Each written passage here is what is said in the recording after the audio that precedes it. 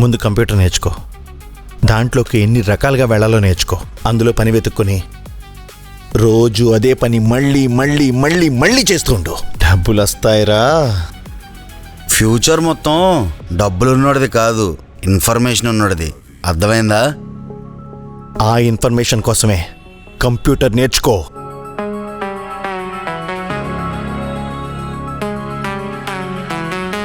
హైదరాబాద్ వచ్చి డే 2 ఎలా సంపాదించాలో నేర్చుకున్నావు. సంపాదించు. వాడికి ఇవన్నీ చెప్పడం కరెక్టేనా? 3 నెలలు ఇక్కడ ఉండలేక, ఈ ఖర్చులు తట్టుకోలేక, అవన్నీ నేర్చుకోలేక ఆడే వెళ్ళిపోతాడు. ఒకవేళ ఉండిపోతే, నేర్చేసుకుంటే? ఆడికంత సీన్ లేదు. ఒకవేళ ఉండిపోయి నేర్చుకున్నాడే అనుకో,